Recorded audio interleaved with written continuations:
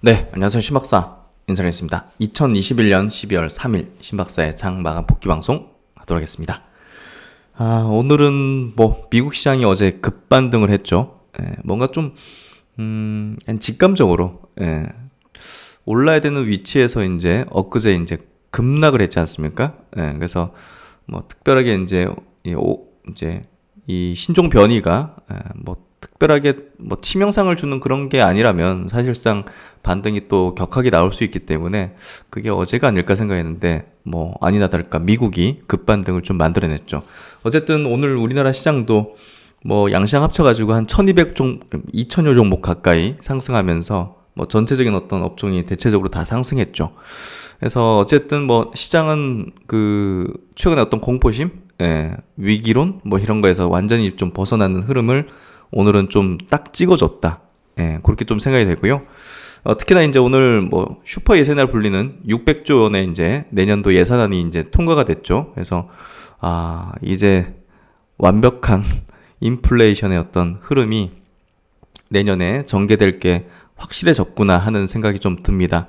미국도 이제 그런 인프라 법안 통과가 됐고 결국은 내년도에도 이 자산 시장의 거대한 붐이 이뤄질 수밖에 없는 그런 환경이 되고 있습니다. 특히나 이제 물가 상승, 인플레이션, 특히나 이제 임금에 대한 인상이 전방위적으로 지금 벌어지고 있는 상황이기 때문에 결국은 현금은 완전히 트래시, 쓰레기가 되는 어떤 흐름이 전개되고 있습니다. 내년도 투자 전략의 핵심은 역시나 이제 실물자산 투자인데요. 이따가 이제 그런 내용들, 가상화폐 관련된 얘기도 좀 드리게 될 것 같고, 그런 내용들 한번 스터디 해보면서 내년도 투자 전략을 한번 큰 그림에서도 한번 그려보는 그런 시간 가져보도록 하겠습니다. 시장 마감 해보도록 하죠. 코스피 지수 0.78% 강세 마감했고요. 2,968포인트, 3,000포인트 넘나들면서 왔다 갔다 하는 흐름 전개될 것 같은데요. 오늘 상승 종목 수 800종목, 하락 종목 수 95종목으로 완벽한 강세장이었습니다. 삼성전자 하이닉스가 어제 이제 급등했는데 오늘은 좀 차익 매물이 좀 나온 것 같아요. 그래서 그 두 종목이 좀 약세임에도 불구하고 강세였다는 건 나머지 종목이 엄청나게 셌다는 거죠. 코스닥도 2% 이상 상승했습니다. 어제 시총 상위 종목들 좀 좋지 않으면서 상승 종목 수는 많았지만 지수는 그리 좋지는 않았는데 오늘 2% 넘게 상승하면서 거의 1000포인트 가까이 왔습니다. 998포인트. 상승 종목 수 1170종목, 하락 종목 수 200여 종목. 수급도 양시장 모두 엄청 크진 않지만 외국 기관이 쌍거리 순매수 해줬습니다. 코스피에서 외국인이 1500억대, 기관이 800억대 순매수. 코스닥 시장에서 외국인이 1600억대, 기관이 900억대 순매수. 그리고 선물 시장에서도 외국인이 3000계약 이상의 순매수를 만들어줬고요. 어제 미국 시장은 나스닥이 0.8% 강세, S&P가 1.4% 강세, 다우가 많이 강했죠. 리오폰 관련된 종목들이 굉장히 강했습니다. 1.8% 강세, 그리고 오늘 아시아권 증시, 니케이 증시 1% 강세, 홍콩 0.6% 강세, 약세죠. 대만이 0.16% 약세, 상해 증시가 좀 강했네요. 0.9% 강세. 아시아 증시 중에서 이제 한국 증시 코스닥이 제일 강했네요. 그래서 최근에 낙폭을 되돌리는 흐름을 보여줬고, 코스피 증시도 어제 5일선을 돌파했고 오늘은 20일선까지 돌파했거든요. 그래서 일단은 최악을 지나갔다. 요 음봉 크게 만들어졌을 때 참 두려움이 엄습했었는데 3일 연속 양봉 뜨면서 3일 연속 양봉이라는 어떤 시그널 자체는 굉장히 급진적으로 추세가 반전됐다 이렇게 해석할 수 있는 흐름이죠. 그래서 그렇게 되고 있고 끌었던 주체 자체, 수급 자체가 외국인 수급이 3일 동안 이렇게 9천억, 8천억대, 오늘 1,500억대 순매수하면서 메이저 수급이 끌어줬다는 게 의미심장하고 또 추세가 전환됐다는 시그널로서 좀 확률이 좀 높죠. 코스닥도 마찬가지로 3일 연속 외국인의 순매수를 해주는 흐름이었죠. 그래서 개인이 팔았다는 거, 그 점도 좀 염두에 둘 필요 있습니다. 코스닥 시장에서 오늘 코스닥 시장도 중장기평선을 돌파시키는 흐름 전개되면서 1000포인트 가까이 다가서는 흐름을 보여줬고요. 지금 흘러가는 흐름상 그리고 여러 가지 어떤 이 구도상 업종별 구도 이런 흐름상 보면 올해 가장 최악이었던 업종 위주 중심으로 이제 반도체와 이제 바이오가 되겠죠. 그 중심으로 내년 초에 제가 볼 땐 굉장히 세게 코스닥 증시 신고가 영역 내거다 이런 흐름으로 좀 전개될 가능성이 좀 높다고 보여져요. 흘러가는 흐름이 지금. 그래서 그런 부분에서 연말에 제가 볼 땐 내년도 강세에 대한 어떤 포지션을 좀 잘 구축하는 게 필요하다. 실물 자산의 거대한 어떤 붐업에 대한 준비. 주식뿐이 아니라 다른 실물 자산도 마찬가지입니다. 부동산이든 뭐 가상화폐 쪽도 이제 포함될 수 있죠. 그래서 그런 것들에 대한 전략들을 큰 그림과 또 미세한 어떤 그림까지 같이 아우르면서 잘 짠다면 내년도 큰 부를 만들 수 있다고 봅니다. 올해는 쉬는 해였고 작년은 정말 주식 인생에서 가장 단기적으로 퍼포먼스가 컸던 걸 경험했던 저도 개인적으로 그런 해였고 2021년은 통으로 1년 통으로 그냥 조정이었어요. 저도 올해는 성과가 안 좋았죠. 하지만 이제 그만큼의 후폭풍이죠. 2020년은 막 너무나 이제 지수가 2배 이상을 1년 만에 올라가는 이런 어떤 그리고 역대급의 역사상 지구 역사상 가장 최고의 유동성 폭풍이 일어났던 그런 어떤 해였기 때문에 결국은 올해는 그걸 좀 되돌리거나 조정을 만드는 구간이 전개됐던 것 같고요. 그 뚝이 무너진 어떤 그 거대 유동성 자체의 어떤 힘이 딴 데로 간 게 아니라 좀 쉬었다는 측면으로 봐야 되고 내년도 다시 또 폭발할 여지가 충분한 어떤 흐름이 될 것 같아요. 그래서 어쨌든 내년도에 대해서는 강세적인 어떤 전략, 포지션을 좀 구축 전 하고 있고 그런 것들에 대한 얘기들을 좀 많이 드리고 있죠. 일단 인플레이션에 대비하라. 이게 좀 핵심이라고 보시면 될 것 같아요. 그래서 오늘 수급 구체적으로 보면요. 큰 변동은 없이 서비스 업종과 전기전자 업종에서 좀 많이 들어왔네요. 그리고 금융업 쪽으로 좀 들어왔고 2차전지 쪽에서는 좀 외국인들이 나가는 흐름이었고 코스닥은 외국인들 많이 샀습니다. 뭐 골고루 산 것 같네요. IT 소프트웨어 이쪽으로 IT 쪽으로 많이 산 것 같아요. 그래서 시총 상위주들 보면 삼성전자 하이닉스는 오늘 좀 쉬었고요. 네이버, 삼성바이오도 좀 셌고 셀트리온은 1% 조정이었네요. KB금융, 은행주들 최근에 낙폭이 좀 컸는데 완전히 다 되돌리는 흐름들. 신한지수도 오늘 3% 가까이 상승했고 NC 뭐 저평가 메리트 이런 것들 좀 보고서 나왔던 것 같아요. 하이브 역시나 7% 급등하면서 최근에 어떤 차익 실험 물량을 잘 소화한 것 같아요. 삼성전기도 3% 상승으로 최근에 이노텍 대비해서 최근에 못 올랐잖아요. 제가 볼 때는 MLCC 업황 다시 또 좋아질 거라 보여지는데요. 어쨌든 삼성전기 내년도를 준비하는 IT 종목 중에서 사실상 굉장히 좋은 어떤 위치에 있다. 이렇게 좀 생각합니다. 대한항공 낙폭 과대했는데 되돌리는 흐름 나오고 있죠. 역시나 뭐 리오픈 갈 수밖에 없는 상황이고 대한항공 내년도 실적에 대한 부분도 굉장히 좋을 수밖에 없을 겁니다. 그래서 뭐 전체적으로 다 좋았어요. 업종별로.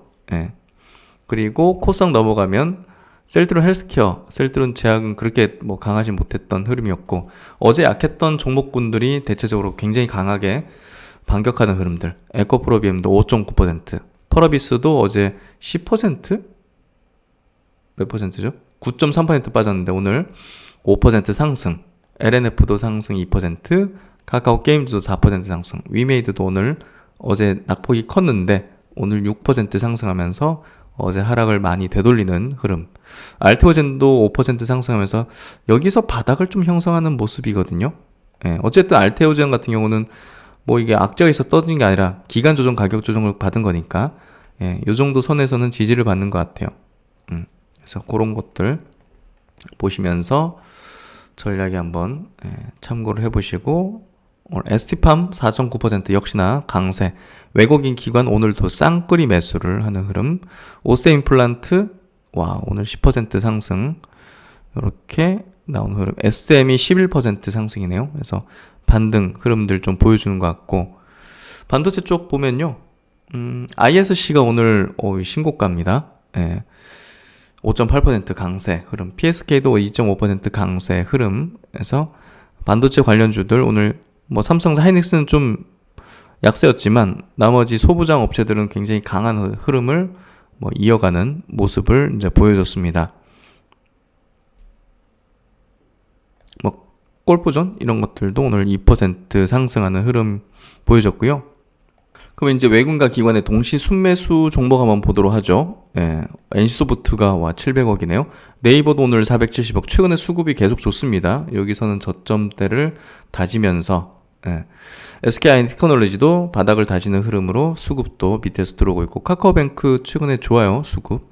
삼성전기 역시나 최근에 수급 좋으면서 바닥 다지는 흐름들. 효성첨단소재 오늘 9%나 상승했네요.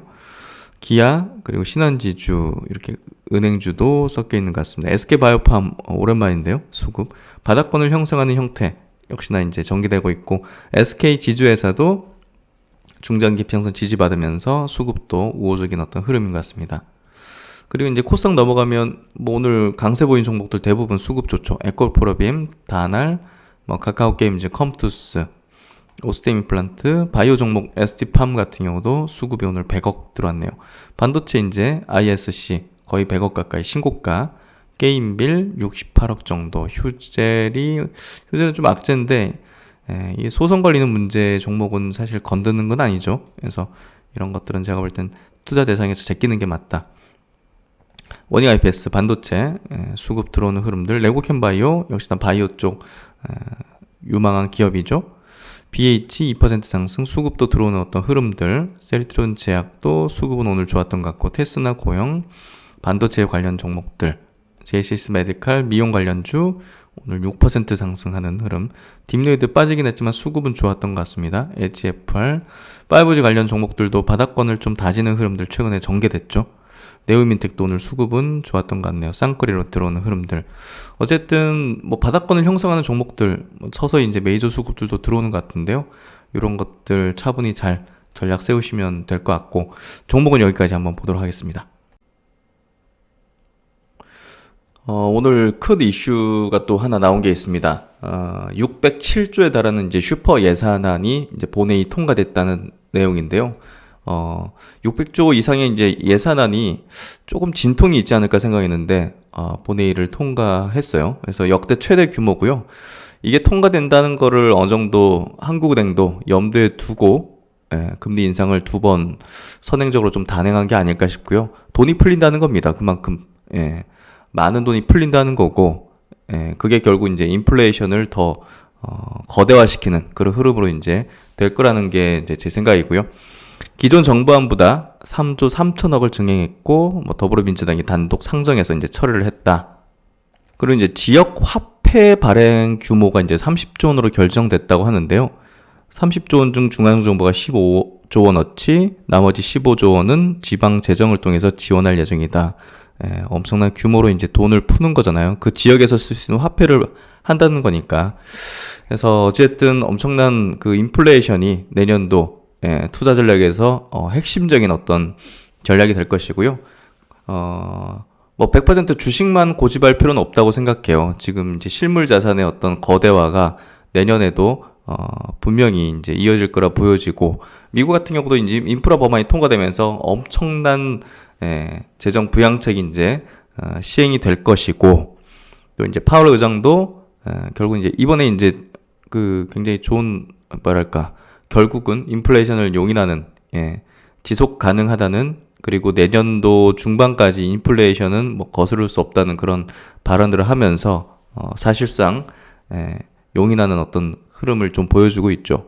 그래서 이제 내년도 이제 우리가 어떤 시장 전략적인 어떤 측면에서 볼 때 실물 자산에 대한 투자를 이제 늘려야 되고, 현금을 가지고 있어서는 안 된다는 이제 의견을 좀 드리자면, 어쨌든 뭐 주식 필수이고, 또 이제 부동산도 당연하고요. 그리고 가상화폐도 그 범주에 들어갈 수밖에 없다는 걸 이제 얘기하고자 합니다. 특히나 이제 이 우리가 코인 투자라든지 가상화폐 투자에 있어서는 규제라든지 이게 진짜 제도권에서 인정하는 그런 어떤 상품으로서의 어떤 가치를 지니게 될지, 이게 이제 가장 어려운 문제, 리스크 문제, 그리고 꺼리는 문제가 되잖아요. 근데 지금 미국에서 보면 제넷 앨런 재무장관이죠. 스테이블 코인 적절한 규제가 필요하다. 규제가 필요하다는 얘기를 하고 있어요. 결국 받아들인다는 얘기죠.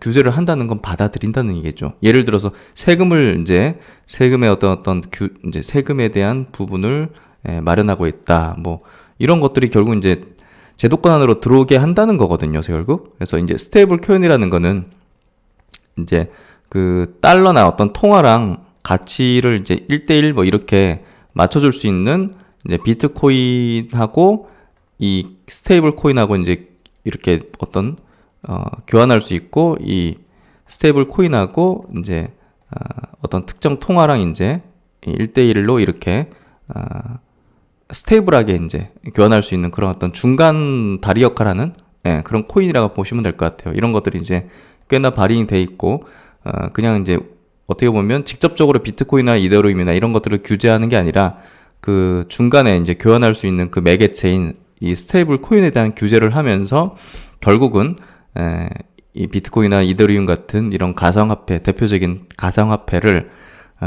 이 제도권 안으로 들이는, 어쩔 수 없는 뭐 시대적인 어떤 정신이다 이렇게 좀 받아들이는 것 같은데, 미국에서 이렇게 재무장관이 얘기하고 있다는 거예요. 결국은 이제 무슨 얘기냐? 이거 상품으로 인정한다는 거고, 결국은 우리가 실물 자산에 대한 투자를 할 때 이 가상화폐, 뭐 알트코인 이런 것들은 이제 저도 모르겠고, 그리고 그런 것들은 뭐 사기도 많기 때문에 그런 것들을 투자해서는 안 된다고 저는 보고 있지만, 비트코인과 이더리움 같은 경우는 사실상 실물 경제 범주로 이제 인정받았다 이렇게 보면 될 것 같아요. 결국 NFT 같은 경우도 이더리움 기반으로 만들고 있기 때문에 어찌됐든 비트코인과 이제 이더리움은 우리가 실물 자산의 어떤 관점에서 주식과 부동산과 이 가상화폐, 이 실물 자산에 대한 투자 전략에서 제가 볼 때는 들어갈 수 있는 그런 어떤 범주의 상품이라고 좀 볼 수 있을 것 같아요. 미국 재무장관이 스테이블 코인과 관련해서 금융 효율성과 지급 편의성을 높일 수 있지만 적절한 규제가 필요하다고 말했다. 그래서 이런 얘기를 했다는 겁니다. 그래서 이제 스테이블 코인에 경제력이 집중되면 지급 시스템에 대한 위협이 될 수 있다고 이제 얘기하면서 뭐 결국은 이걸 규제를 통해서 그냥 내재화하겠다는 그런 얘기를 하는 것 같고요. 제롬 파월 의장 같은 경우 여기서 이제 인플레이션 관련해서 일시적이라는 단어를 폐기해야 할 때라고 하면서 지속적이라는 거를 시인하고 인정했죠. 그리고 이제 큰 부각이 되진 않았지만 뭐 최근 들어서 이제 국내 금융권들도 뭐 이제 11월 30일 날 나온 기사지만 신한은행이 이 스테이블 코인 기반의 해외 송금 기술 검증이 완료됐다고 해요. 국내 금융권 최초인데 결국은 은행들도 이 가상자산을 이렇게 이제 이체 송금할 수 있는 시스템에 넣어서 받아들인다는 거죠. 결국은 이제 이 가상화폐 자체에 대해서 자산으로, 그리고 어떤 뭐 이렇게 또 제도권으로 인정하는 그런 것들을 좀 볼 수 있게 된 것 같아요. 그래서 자산이라는 게 이제 그 공급 물량이 한정돼 있으면 정말 가치를 매길 수가 없거든요. 특정하게 매길 수가 없죠. 그래서 예를 들어서 이제 우리가 뭐 강남에 어떤 아파트가 한정돼 있다면 공급이 정말 없고, 뭐 최근 몇 년 동안 그리고 앞으로 몇 년 동안 공급이 굉장히 적잖아요. 그러니까 그 희소성 때문에 이제 뭐 이걸 뭐 10억으로 매기든 20억으로 매기든 30억으로 매기든 그거는 뭐 공급이 없으니까 한정된 어떤 물량을 사겠다는 사람이 그냥 매겨주면 되는 문제가 되는 거잖아요. 그게 지금 가상화폐에서 벌어지고 있는 사실이죠. 물량이 한정돼 있잖아요. 공급 물량이, 발행 물량이. 그러니까 그게 뭐 옛날에 비트코인이 1000만원 뭐 500만원 그랬지만 지금 뭐 7천만원 이렇게 되잖아요. 뭐 1억은 뭐 거의 뭐 시간의 문제가 될 것 같은데, 뭐 결국은 이제 그런 어떤 희소성을 바탕으로 어떤 실물 자산의 범주에 들어가게 되면 이 가상화폐의 가격은 매기기 나름이 되는 거겠죠. 그 부분을 우리가 좀 중요하게 봐야 될 거라는 생각이 들고요. 그래서 직접적으로 이제 그런 상품을 규제하기보다는 이 중간 다리 역할하는 이 스테이블 코인을 통해서 미국도 그렇고 뭐 국내도 이제 아마 규제를 하려는 어떤 움직임을 보이는 것 같아요. 이 스테이블 코인이라는 것은 가격 변동성을 최소화해서 미국 달러나 원화와 같은 법정 화폐와 1대1로 가치가 고정된 민간 기업이 발행하는 블록체인 기반의 디지털 자산이다. 대표적으로 홍콩 비트파이넥스 거래소가 미국 달러와 연동할 목적으로 만든 대표적인 게 테더라는 이제 스테이블 코인이 있습니다. 1테더는 US 달러 1불의 가치를 닿도록 1대1로 이렇게 설계가 돼 있죠. 그래서 그런 부분에서 이런 거에 대한 규제를 한다는 거, 제도권화하겠다는 의지를 내비치고 있고, 뭐 그 부분은 이제 시간 문제가 될 것 같습니다. 이제 이 상품에 대해서도 실물 자산으로 인정을 해야 되만 하는 시대적인 어떤 숙명이 됐다, 이렇게 이해하면 될 것 같아요. 그리고 이제 워싱턴 포스트지에서 나왔 어떤 기사 내용인데요. 암호화폐는 오랫동안 차별당한 미국의 유색 인종이 부자되는 기회다. 이게 백인들이 기존의 어떤 전통적인 금융 시스템을 장악한 상태인데, 뭐 대표적인 게 유대인이라 볼 수 있죠. 예. 근데 이제 뭐 미국 같은 경우는 많은 이민자들이 왔잖아요. 뭐 우리 뭐 동양인도 있고 남미 계열도 있고 뭐 흑인도 있고, 그런 유색 인종이 이제 백인에 비해서는 사실 좀 뭐랄까요, 가난하죠. 예, 상대적으로. 예, 뭐 개별적으로는 다르겠지만 어쨌든 이 유색 인종이 부자가 되는 기회다는 이제 얘기를 하고 있는데, 좀 의미심장한 것 같아요. 기존 금융 시스템에서 차별당해 부일굴 기회를 빼앗겼지만 암호화폐로 후대에 물려줄 자산 축적도 가능하다고 믿는다 해서 이쪽에 대한 어떤 투자를 바탕으로 소외됐던, 기존 금융제도에서 소외됐던 유색인들이 상당히 또 부를 축적하는 흐름들을 보여주고 있다는 걸 얘기해 주는 것 같아요. 그래서 기존 시스템에서 배제돼 부를 창출할 기회를 찾지 못한 사람이라면 암호화폐가 새로운 기회가 될 수 있다. 주변 사람들에게 다음 세대까지 물려줄 수 있는 부를 일굴 수 있는 기회가 된다고 말할 수 있을 것이라고 강조했다. 그래서 여론조사를 했는데 암호화폐를 거래하는 사람들을 뭐 이렇게, 평균은 아니겠죠. 근데 여론조사를 한번 해보니까 미국인의 한 13%가 최근 1년 새 암호화폐 거래 경험이 있는데, 이들 가운데 44%가 비백인, 유색인종이라는 거죠. 그리고 41%가 여성, 그리고 35%가 연수입 7천만 원 이하. 그러니까 거래 경험자 평균 연령 40세 미만, 대졸자 아니었다. 그래서 뭔가 좀 주류가 아닌 측에서 어떤 부의 어떤 역전? 어떤 뭐 이제 뭐 그런 주류로 갈 수 있는 그런 어떤 대안이 좀 생긴 그런 개념이 아닌가 싶어요. 그래서 이제 미국의 인프라스트럭처 투자 법안 속에 암호화폐에 대한 세금을 재원으로 포함하고 있잖아요. 그래서 결국은 이제 세금을 매긴다는 것 자체가 이 상품에 대한 인정을 얘기하고 있다. 그래서 이 가상화폐가 이 제목처럼 차별당했던 유색인종이 부자가 되는 기회가 되고 있다는 굉장히 좀 의미심장한 기사에서 한번 체크 한번 해드렸어요. 이제 업비트 사이트에 있는 이제 비트코인의 이제 시세입니다. 최근에 이제 전고점 부근 돌파 잠깐 했다가 약간 밀리고 있는 상황인데, 야, 참 여기서 저는 이제 붕괴되는 흐름으로 좀 생각했는데, 이게 엄청난 또 기회였던 거예요. 그러니까 이거에 대한 어떤 흐름에 대한, 시대에 대한 이 받아들일 수밖에 없는 그 숙명에 대한 이해를 했다면 이게 엄청난 기회라고 제가 거품 물고 얘기 드렸을 것 같은데, 저도 참 많은 걸 좀 뭐랄까요, 저도 항상 이제 공부하고 본질을 좀 깨우치려고 더욱더 노력을 해야 되는 것 같아요. 결국은 이제 이 상품의 어떤 가격 자체가 이 주봉 차트로 이렇게 제가 이제 펼쳐놨는데, 야, 이게 쉽게 꺾이는 흐름이 전개되기는 어려울 것 같아요. 인플레이션 하에서 결국은 이 상품 자체도 인플레이션 어떤 해지 실물 자산으로 이제 인정되고 있기 때문에 제가 볼 때는 대세적인 흐름이라고 좀 보여지고요. 이더리움 같은 경우도 이제 역시나 마찬가지입니다.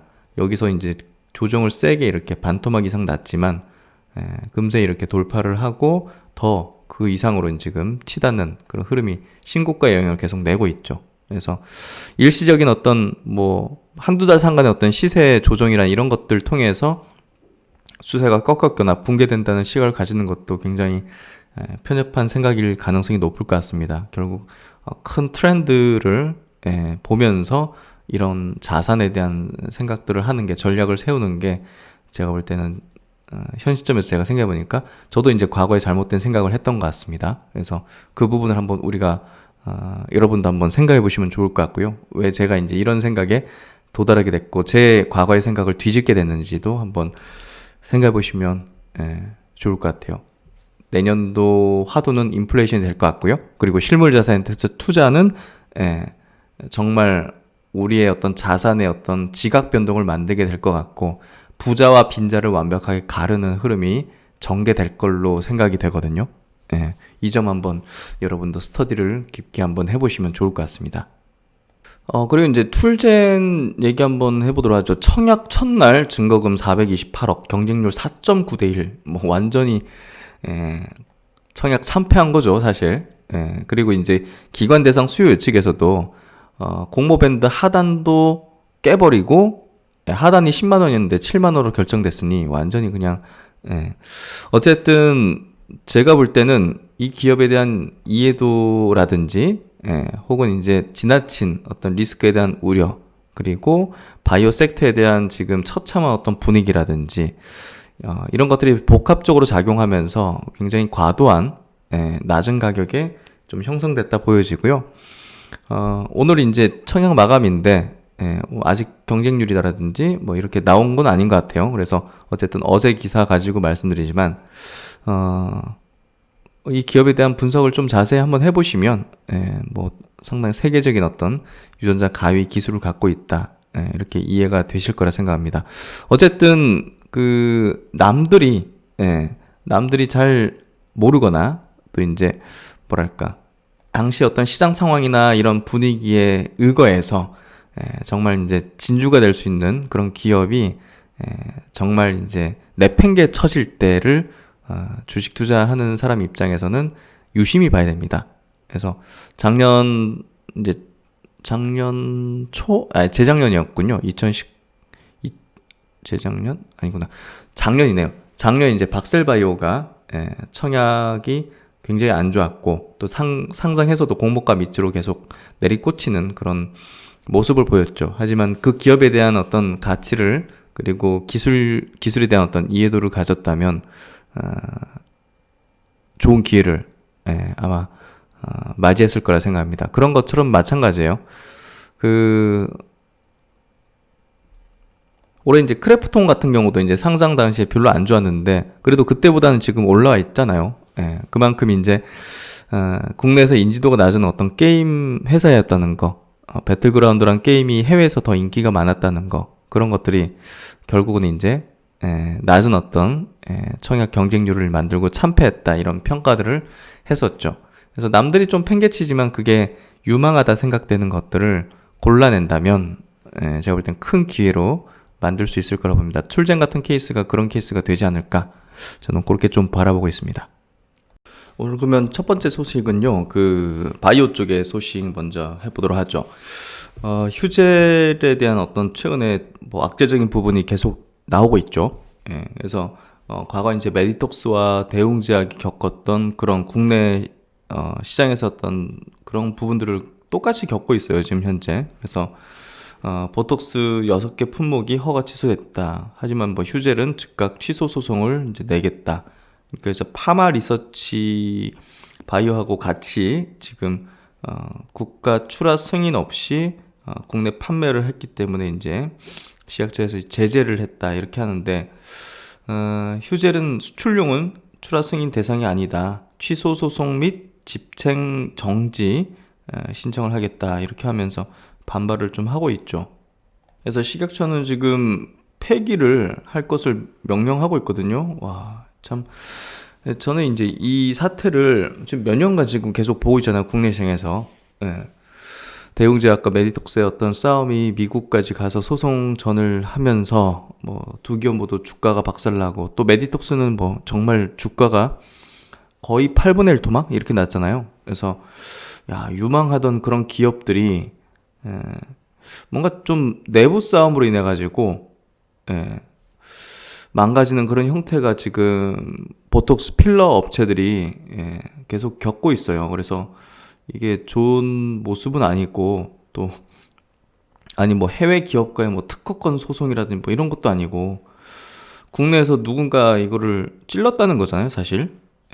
그러니까 계속 이런 사태로 인해 가지고 분명한 어떤 적법한 절차를 이제 해야겠지만, 이거는 뭐 전방위적으로 이 관련된 업체들을 다 이렇게 일괄적으로 제재를 하는 것 같은 그런 모습이에요. 그래서 국내 업체들의 어떤 경쟁력을 좀 악화시키는 게 아닌가? 네, 이런 생각이 좀 들 정도로 과도한 흐름인 것 같고, 참 폐기, 회수 뭐 이런 것들을 협조해야 된다.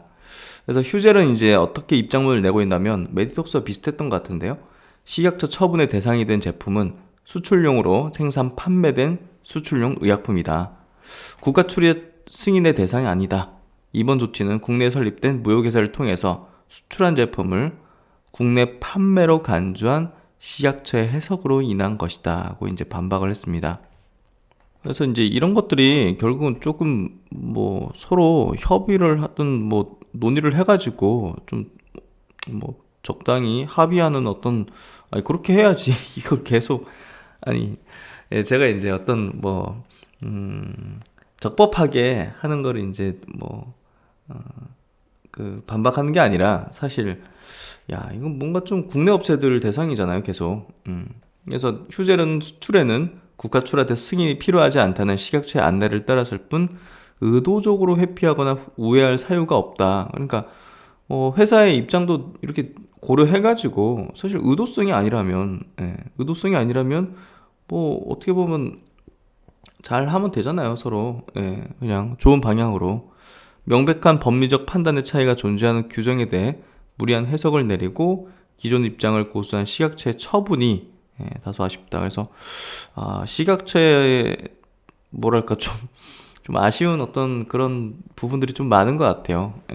그래서 이런 내용이 나왔을 때 우리는 즉각적으로 어떤 생각을 해야 되냐. 우리 주식 투자를 하는 사람 입장에서는 반사수혜를 볼 수 있는 그런 기업들에 대해서 우리가 주목하고 전략을 세울 필요가 있다는 거죠.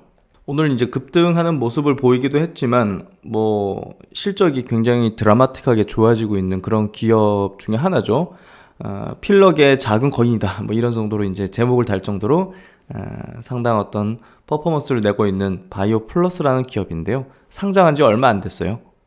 홈페이지 들어가면 이제 제품들에 대한 어떤 자세한 설명 이렇게 그림 나와 있거든요. 이미지. 그래서 한번 자세히 스터디가 필요하신 분들은 한번 들어가 보시면, 홈페이지 들어가시면 자세한 설명이 되어 있는데요.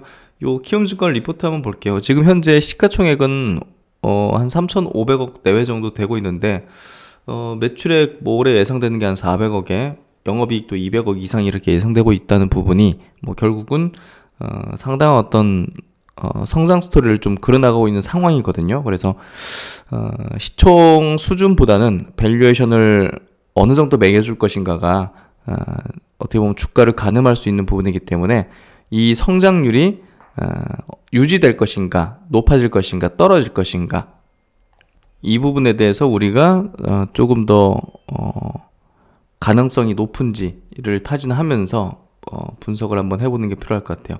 필럭의 작은 거인이 다른 성장 동력을 찾았다. 필럭뿐이 아니라 다른 부분에서도 어떤 성장 동력을 찾았다는 부분인데 이 부분도 상당한 어떤 성장을 낼 수 있다. 우리가 판단된다면 이런 기업은 뭐랄까 적극 투자 대상으로 봐야겠죠. 그래서 지난 이제 9월 27일 날 코스닥에 상장된 기업이고 이번 3분기 기준으로 볼 때 필러가 전체 매출의 85% 거의 대부분입니다. 그래서 뭐 필러 잘 되고 있는데 나머지 분야 뭐 유착 방지제라든지 관절 활액제 뭐 이런 어떤 기타 부분이 또 성장을 잘 내는지 뭐 이런 것들. 이제 유착 방지제는 수술할 때 이제 칼로 이렇게 하잖아요. 그러면 그 다른 조직끼리 이제 유착되는 거를 방지하기 위해서 쓰는 어떤 병원에서 어떤 제품이라고 해요. 그래서 이 제품도 이제 이 기업이 굉장한 기술력을 가지고서 또 기술 수출까지 이제 내다보는 그런 부분인 것 같아요. 그래서 이 부분이 잘 성장을 할 수 있는지 여부를 우리가 분석을 하는 게 필요할 것 같아요. 특히 이제 이 기업의 영업이익률이 굉장히 높죠. 3분기 기준으로 이제 51.7%라는 이제 영업이익률로 이제 이어졌다. 간접적인 영업을 통해서 무리한 가격 인하를 하지 않아도 된다는 이런 장점도 가지고 있네요. 그리고 이제 이 기업이 기존 사업 확장 그리고 신규 사업 진출을 동시에 진행 중인데 이 기업의 이제 HA 플랫폼 같은 경우는 필러 유착 방지제 외에도 여러 물질의 어떤 활용될 수 있기 때문에 사업 확장이 수월하다고 하고 실제로 회사 차원에서 생체 유방, 생체 연골 대체제 등을 개발해서 포트폴리오 다각화를 진행 중이다. 중국 하이난에서 HA 필러와 유착 방지제 허가가 가시화되고 있는 것도 긍정적이다. 수출 매출만 인식되고 있는 현 상황에서 허가 이후 본토에서의 판가 상승, 이어지는 매출액과 영업이익의 개선까지 고려해봄직하다 해서 10월 달에는 UB 프로틴을 인수해서 비만 치료제 시장 진출까지 가시화했다. 내년도 매출, 올해는 한 400억 정도, 내년도에는 한 500억 정도 예상을 하고 있고, OPM이 높기 때문에 뭐 이익률 자체가 높다는 부분이 또 밸류에이션, ROE를 높이는 어떤 요소가 될 것 같네요. 중장기적으로는 신사업 성장으로 연매출이 3천억까지 기록할 것으로 지금 전망을 하고 있네요. 그만큼 성장에 대한 가시화, 기대감이 굉장히 클 수 있는 그런 부분으로 좀 이렇게 리포트를 쓰신 것 같네요. 근데 이제 신규 상장된 종목이에요. 9월 달에 상장했기 때문에 오버에 대한 우리가 이제 생각을 해야 되죠. 지난 이제 10월 27일 한 달짜리 락원 분량이 190만 주, 상장 주식 수의 13%면 적지 않네요. 근데 이제 크게 물량이 나오진 않으면서 뭐 주식도 많이 떨어지진 않았던 것 같고, 12월 27일, 이번 달 27일에는 많은 물량은 아니지만 2.9% 42만 주 정도, 그리고 내년이 많이 나오겠네요. 6개월 보유에서 풀리는 내년도 3월 27일에 31%에 달하는 보유예수가 해제될 예정이다. 그래서 이렇게 하면 되겠죠.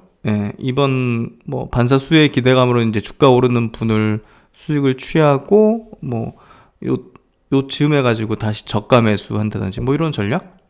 그래서 어쨌든 국내 이제 많은 필러 보톡스 업체들이 뭐 좀 고난을 좀 겪는 이런 틈새를 좀 비집고 들어갈 수 있는 그런 강소기업 정도 되지 않을까 싶습니다. 그리고 이제 얼마 전에 대표이사가 이제 인터뷰를 했네요. 유착 방지제를 가지고서 글로벌 기업과 기술 이전 논의 중이다 해서 연내나 내년 상반기 계약 체결에 대한 기대를 하고 있다는 얘기를 하고 있습니다. 10년 전부터 계획해온 준비해온 계획을 한치의 오차도 없이 실행하고 있습니다. 이제 그동안 뿌려놓은 씨앗을 열매로 거두는 일만 남았습니다. 송파본사네요. 신사업을 위한 준비 작업을 마쳤다. 바이오플러스의 신사업이란 4세대 바이오 제품 개발과 공장 신축, 중국 가맹 병원 사업 등이다. 회사의 주력인 생체 재료 기반의 신제품도 지속 출시한다는 계획이다. 그래서 이제 가장 가시화된 거는 방광염 치료제 브레드 케어라고 이렇게 좀 품목 허가를 이제 시작처부터 이제 받았네요. 그래서 이게 뭐 소변 등 노폐물로부터 방광을 보호하는 역할을 한다. 바이오플러스는 내년에 브레드 케어를 본격 출시한다. 이렇게 얘기를 하고 있고, 요거 한번 기대해 볼 만할 것 같아요. 그리고 이제 유착 방지제, 요 부분 이제 기술 이전 뭐 시도한다 하는데, 수술 후 서로 붙을 수 있는 유착 조직 사이에 넣어서 이를 방지하는 제품이다. 인공생체 유방, 인공생체 관절도 새롭게 개발 중이다. 회사는 이들 제품의 기술 이전을 추진한다.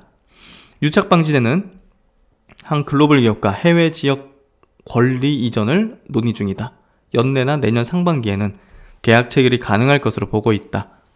그래서 여러 가지 기술 이전 논의 중인 것 같고, 현재 진행 중인 전임상을 내년 2월께 마치고 국내 1상을 신청, 승인이 예상되는 내년 하반기께 정식 계약이 가능할 것으로 지금 예상을 하고 있네요. 그리고 이제 이 기업에서 제가 조금 주목을 해볼 포인트는 미래 먹거리로 이제 계속적으로 이제 뭐 이런 지분 투자를 단행하면서 파이프라인을 늘려나가고 있는 거예요. 이 노블젠에 30억 정도를 전력전 지분 투자했는데, 광범위 항바이러스 후보 물질 NVG308로 대상포진과 대상 단순포진 등 바이러스성 피부질환의 광범위 바이러스 치료제를 개발했다는 것이다. 뭐 당뇨병 치료제, 비만 치료제 이런 것도 이제 개발하고요. 그래서 결국은 신약을 개발하는 방향에 그 포지션을 좀 갖는다는 것도 제가 볼 때는 매력적인 포인트 같습니다. 그래서 오늘 장 이렇게 좀 이슈랑 정리해봤는데요. 오늘 뭐 자산시장에 대한 얘기 좀 드리게 된 것 같고, 그만큼 내년도 인플레이션을 좀 대비하자는 게 좀 오늘 드리고 싶었던, 그리고 최근에 제가 꾸준하게 계속 그 얘기는 드렸던 것 같아요. 그래서 제목에도 좀 그런 내용들을 계속 담았었는데, 어쨌든 모처럼 좀 오늘 장세, 예, 금요일 장세 좀 편안했다는 느낌이 좀 들었죠. 예, 대체적으로 좀 대부분의 업종이 좀 좋았고, 또 바이오 업종도 좋았고, 뭐 반도체, 소부장 기업들도 좋았고, 내년도 포트 전략의 핵심으로 이제 제가 삼고 있는 게 반도체 바이오지 않습니까? 그쪽이 좀 좋다 보니까 조금 편안했던 뭐 그런 장이 아니었나 싶기도 합니다. 어쨌든 뭐 내일 제가 이제 처음으로 이제 오프라인 강연을 이제 열게 됐는데, 이제 동행 가족분들 대상으로 이제 많은 많은 분들을 모시지 못했어요. 이게 딱 규정이 있더라고요. 강연회 장 이런 것들이. 그래서 보다는 이제 리오픈이 풀리고 이제 코로나가 풀리게 되면 그 제한 없이 이제 많은 분들이 또 신청해 주셨는데, 그걸 또 하여튼 몇십 분 잘라가지고 이제 하는 것도 굉장히 어려운 작업이었는데, 어쨌든 그런 날이 뭐 오게 되면 많은 분들 초청 드릴 수 있을 것 같고요. 어쨌든 2022년도에 어떤 장을 준비하는 정말 중요한 어떤 12월 기점이 될 거라고 생각합니다. 준비된 사람, 준비하고 있는 사람, 그런 사람만이 이제 어떤 성과의 과실, 성공의 과실을, 그리고 주식시장 상승의 과실을 이제 누릴 수 있을 수밖에 없겠죠. 닥쳐야지만 한다든지, 움직여야 이제 같이 움직이려고 하는 그런 투자자나 사람들보다는 당연히 미리 계획되고 준비된 사람이 더 많은 과실과 성공의 어떤 자리를 차지하게 될 거라고 생각합니다. 그런 어떤 시간들 갖기 위해서 또 이제 이런 여러 가지 강연회라든지 또 토요 강좌 같은 것도 이제 그런 것들을 위해서 항상 제가 마련하고 준비하는 거죠. 네, 하여튼 한 주간 수고 많으셨고요. 그래도 모처럼 좀 편안하게 마감된 금요일장이라 가지고 다들 불금 되시기를 바라고요. 저는 또 열심히 또 준비해서 분석해서 좋은 내용으로 뵙도록 하겠습니다. 편안한 저녁 시간 되십시오. 감사합니다.